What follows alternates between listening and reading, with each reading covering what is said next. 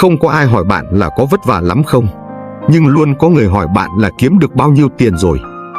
Cuộc sống là vậy đó, người ta chỉ nhìn vào kết quả, còn mình tự gánh cả một quá trình. Họ đâu có biết rằng đằng sau thành quả đó là những chuỗi ngày với mồ hôi, nước mắt, thậm chí là những tủi nhục mà ta phải trải qua. Làm gì có chỗ dựa nào là mãi mãi đâu. Bất cứ việc gì vẫn cứ phải dựa vào chính bản thân mình. Đừng trông chờ vào bất cứ ai, bởi khi không có ánh sáng, ngay cả cái bóng cũng sẽ rời xa bạn. Sẽ có một ngày bạn nghĩ thông và hiểu ra rằng trên thế giới này bạn chính là bạn. Bạn đau, chỉ mình bạn đau. Bạn mệt, chỉ mình bạn mệt.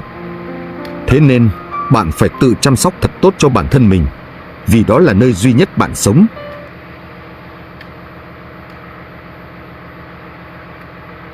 Người nghèo nói có tiền là hạnh phúc. Người tàn tật nói đi được là hạnh phúc. Người mù nói nhìn được là hạnh phúc. Người điếc nói nghe được là hạnh phúc. Người bệnh nói mạnh khỏe là hạnh phúc. Người chưa chồng nói có chồng sẽ hạnh phúc. Người chưa vợ nói có vợ sẽ hạnh phúc. Người chưa có con nói có con sẽ hạnh phúc. Người lo lắng sợ hãi nói bình an là hạnh phúc. Người xấu nghĩ mình xinh sẽ hạnh phúc. Người lùn nghĩ mình cao sẽ hạnh phúc. Dân đen nói làm quan sẽ hạnh phúc. Thực ra con người họ thấy thiếu cái gì thì họ nghĩ rằng có nó sẽ hạnh phúc, nhưng khi có rồi họ lại muốn cái khác và nhiều hơn nữa. Thành ra mãi mãi không bao giờ họ thấy hạnh phúc, vì ham muốn là vô cùng. Vậy thì bạn làm sao đủ sức để thỏa mãn ham muốn đây? Biết đủ và hài lòng với những gì mình có chính là hạnh phúc. Hay nói cách khác, hạnh phúc không phải là có tất cả những gì bạn muốn, mà là trân trọng những gì bạn đang có.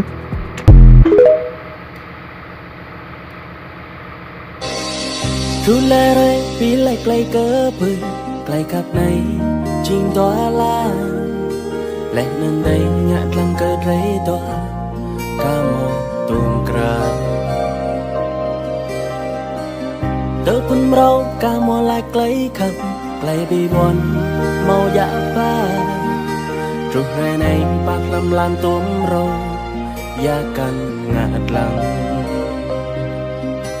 đầm ló bốc lụa rõ lắm ai tiền clay gặp mau bị chinh tơ bỏ câu rõ chân nhong đôi cha ba clay ninh mang cơ thể vỡ chi clay đơm rèn tuôn màu clay khắp này xuống năn mau mau clay cơ pa mà lo bố tơ bố tục ơi căng đời chi tơ ta ăn lăng sẽ cả tuôn bi kra rừng sẽ tuôn tay nhau clay khắp này xuống năn mau mau clay cơ pa gặp làm mẹ là con luôn ngồi nín cơ đầy đầm khắp lót lên năn ba clay ngót nín hơi ơn đầy vơi rú lê rê vì lại clay cơ bừng clay khắp này chinh tỏa la lẽ nên đây ngạn lăng cơ rây tỏa ca mô tùm cra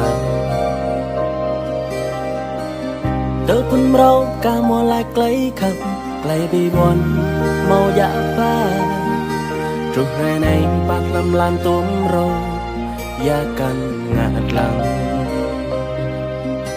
đầm ló bốc lụa rõ lắm ai tiền clay gặp mau bị chinh tơ bỏ câu rõ chân nhong đôi cha ba clay ninh mang cơ thể vỡ chi clay đơm rèn tuôn màu clay khắp này xuống năn mau mau clay cơ pa mà lo bố tơ bố tục ơi căng đời chi tơ ta ăn lăng sẽ cả tuôn bi kra rừng sẽ tuôn tay nhau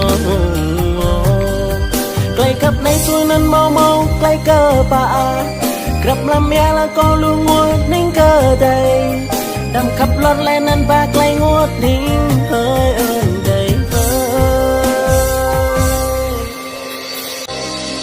rú lê rê vì lại clay cớ bừng clay khắp này chinh tỏa la lẽ nên đây ngạn lăng cơ rây tỏa ca mô tùm cra tớ quân râu ca mô lại clay khắp clay bị buồn màu dạ ba rồi ngày này bạc lâm lan tùm râu gia căn ngạn lăng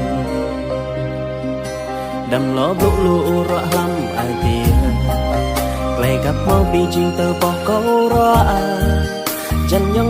ba clay ninh mang cơ thấy vợ chỉ clay đường rèn tuôn màu clay khắp này xuống nên mau mau clay cơ pa mà lo bố tơ bố tục ơi căng đời chi tơ ta ăn lăng sẽ cả tuôn bi cả rừng sẽ phương tái nhau clay khắp này xuống nên mau mau clay cơ pa gặp làm mẹ là con luôn ngồi nín cơ đầy đâm khắp lót lên nên ba clay ngốt nín hơi ơn